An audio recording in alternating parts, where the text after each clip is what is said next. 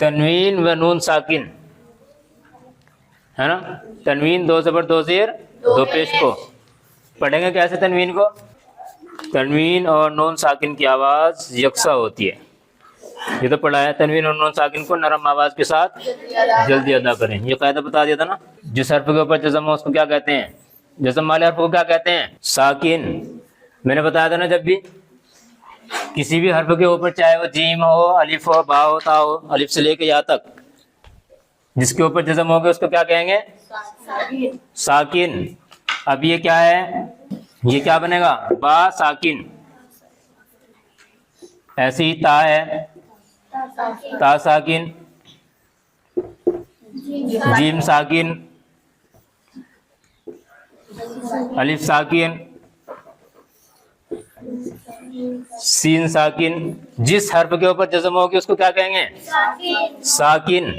ایسے ہی بس یہ یاد رکھو، جس نون کے اوپر جزم ہو، پورا نام بولنا ہے اس کا، جس نون پر جزم ہوگی اس کو کیا کہیں گے؟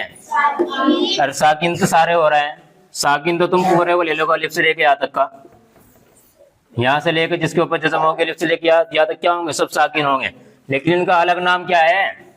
جیسے تم بول رہے ہیں یہاں با ساکن، سین ساکن، جیم ساکن، ان کے اوپر جو لگا رہا ہوں میں، ایسے ہی نون کے اوپر جب جزم آئے گی اس کو کیا بولیں گے؟ نون کے اوپر جب جزم ہوگی نون ساکن، جس نون پر جزم ہو اس کو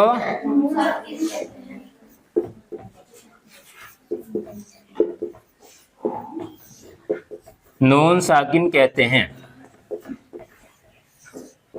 صرف اسی کے لیے نہیں ہے، یہ تو آگے یہی والا آنے والا ہے، اس لیے تمہیں سمجھا رہا ہے، باقی بات وہی ہے، الف سے لے کے یا تک جس کے اوپر بھی جزم ہوگی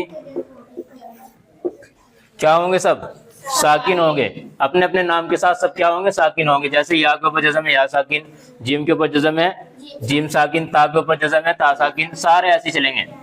یہاں کیا ہے؟ جس نون کے اوپر جزم ہو اس کو نون ساکن کہتے ہیں۔ اچھا دیکھو ایک بات اور کہہ دی پھر نہ آگے، تنوین اور نون ساکن کی آواز یکساں ہوتی ہے۔ یکساں کا مطلب ہے برابر، ایک جیسی، ایک جیسی۔ جیسے یہاں میں نے لگایا با الف دو زبر بن، آواز کیا نکل رہی ہے؟ اور بانون زبر، بس یہی ہے یکساں کا مطلب۔ ہندی میں لکھ دو اس کو،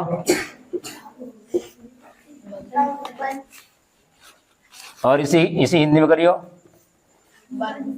اور اسے کچھ فرق ہے؟ نہیں ہے، تو یہ اسی کہہ رہے ہیں، تنوین اور نون ساکن کی آواز یکساں ہوتی ہے، یعنی ایک جیسی ہوتی ہے۔ جیسے با الف دو زبر اور بانون زبر بن، سمجھ میں آ گیا نا؟ یہی چیز تمہیں آگے سمجھائیں گے،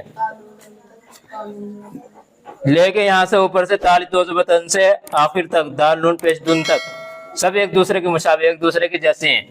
تا کے اوپر لگا دو،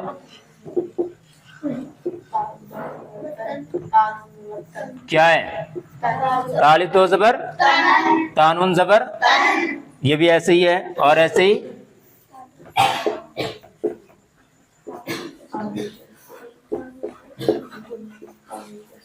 ہے کچھ فرق؟